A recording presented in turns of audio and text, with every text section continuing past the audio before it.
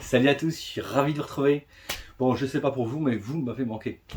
Bon, bonne année, bonne santé, meilleurs vœux. Il y a encore temps de souhaiter jusqu'à la fin du mois, hein, très clairement.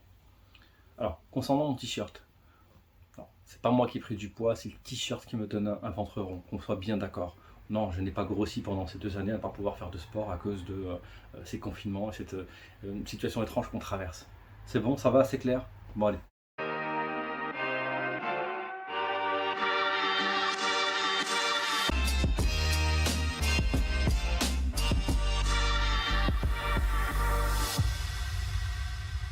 Alors j'ai tenu à faire cette vidéo pour deux choses. La première, c'est que ça faisait longtemps que je ne vous avais pas parlé, pour vous parler des marchés. Bon, c'est vrai que je ne voyais pas vous reparler de l'inflation, on avait déjà fait le tour.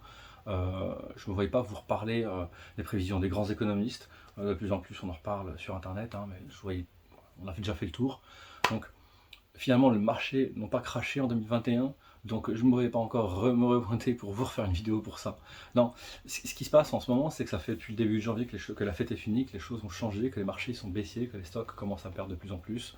On a la moyenne mobile du S&P 500 par exemple qui a été tout tapé. Donc là, tout l'enjeu est de savoir si lundi elle va repartir, le S&P va repartir à la hausse aussi. C'est maintenant qu'elle est atteinte, elle va continuer sa baisse finalement. Parce que finalement, vous savez, les marchés, c'est un peu comme le réchauffement climatique. La fonte des glaces entraîne la fonte. Tout simplement parce que la surface blanche diminue et donc finalement il y a moins de lumière qui est réfléchie. Donc la fonte accélère la fonte. Les marchés baissiers, c'est un peu la même chose. La Fed a annoncé qu'elle allait lutter contre l'inflation. Il faut savoir qu'elle est quand même, on a fini l'année à 7% d'inflation. On a démarré d'ailleurs l'année 2022 à 7% d'inflation et elle va continuer de s'accélérer. On parle de 14 à 15% d'inflation d'ici la fin de l'année 2022 si on ne fait rien pour lutter contre. Donc le Bitcoin également, il a perdu, il est tombé à 34 000 dollars l'unité. C'est un sacré retournement. Donc il est un petit peu remonté, hein, qu'on soit bien d'accord, mais il est remonté au-dessus des 34 000. Il n'est pas remonté à 35 000. Sur le marché des cryptos, il pesait jusque-là 3 000 milliards de dollars. Il en pèse plus de 2 000. Donc il y a 30%, 33% qui sont partis en fumée, littéralement. Alors toutes les personnes qui ont acheté au-dessus des 34 000, c'est fini. Là, leur fortune qu'ils ont pu mettre dedans est partie littéralement en fumée. Notamment le patron de MicroStrategy qui a engagé les fonds de son entreprise dans le Bitcoin en étant persuadé qu'il allait monter à plusieurs centaines de milliers de dollars, 500 000 dollars de mémoire si je ne me trompe pas. Donc on a également le CAC 40 qui a perdu depuis son dernier record historique, littéralement. Il a perdu 400 pips, donc du coup c'est une sacrée chute brutale.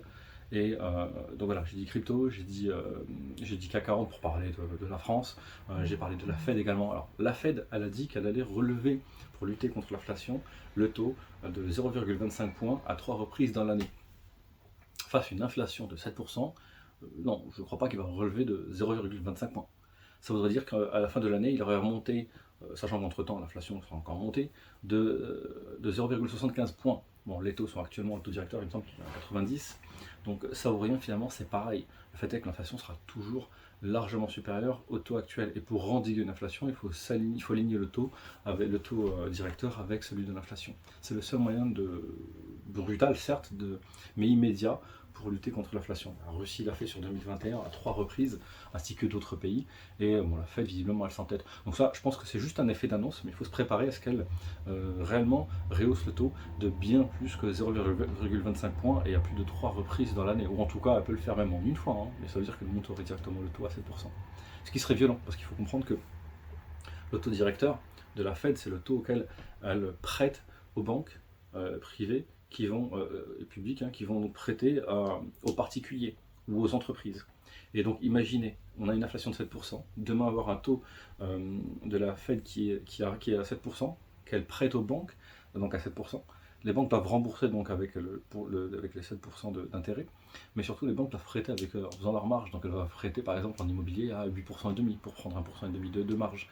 Au crédit auto, elles vont prêter avec 7%, plus aller en général, elles prennent à peu près 3 à 4 points de marge, donc elles vont prêter pour un crédit auto, elles vont prêter à 10%, 10-11% pour un crédit auto.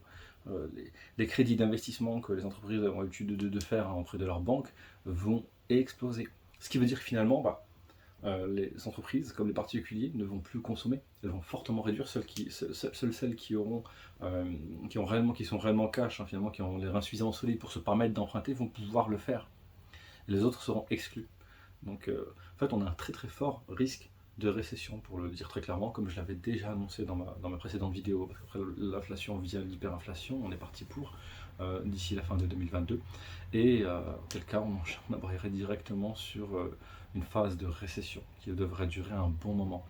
Donc quand Jeremy Grantham annonce que les marchés vont chuter d'au moins 40 à 50% sur l'année 2022, c'est au bas mot, c'est au bas mot. Encore une fois, on revient sur le principe de la fonte qui entraîne la fonte des glaces, la chute va accélérer la chute.